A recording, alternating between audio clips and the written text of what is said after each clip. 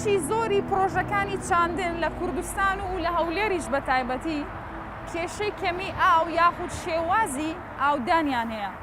بەڵام لێرە وەک دەبینن ماسکم بەستووە لەبەرەوەی پاشەڕۆی ئاوی ماڵان دووبارە فلتەر دەکرێتەوە و بەکار دەهێنرێت کە ئەوە دڵخۆشکەرە لەبەرەوەی نایەنەوێ ئاوی پاک بۆ ئاودێریەکە بەکاربێنن. لێرە ئەندازیار شەیمام لەگەڵامەوە گفتوگۆی لەگەڵ بکەم تاوەکو بزانم چۆن ئەو کارە ئەنجام دەدەن. شەیما چۆنی؟ سپاس دڵخۆم بەخێر بێت. سپاس.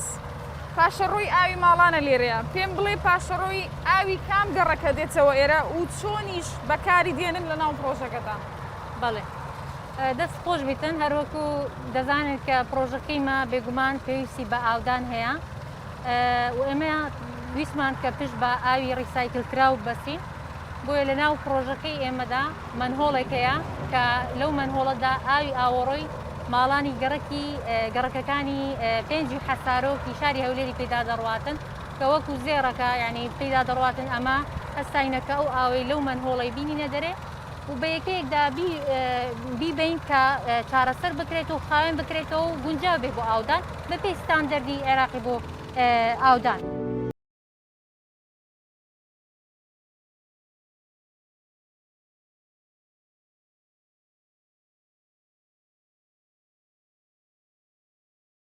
خەبارەی حەوزەکەتان چەندە کە ڕۆژانە بڕێ و ئاوەی تێیدا بەرهەم دێن و بەکاری دێنن لە ناو پرۆژەکەی؟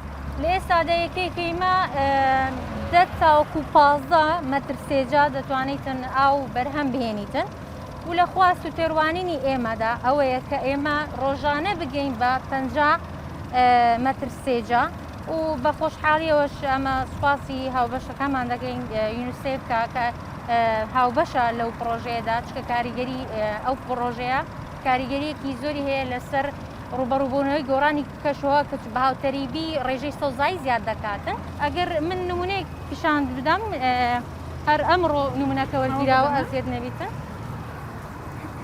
ئەوەیان ئاوی حەوزی یەکەمە باشە لە پاشەوەی کەم غەتاسەکەی خۆم کوژاندوتەوە ئاوەکەم لێ وەرگتووە ئەوەشیان لە پاش ئەوەیە کە لە حەوزی دووەم ئێریشنم لۆکرە بیا.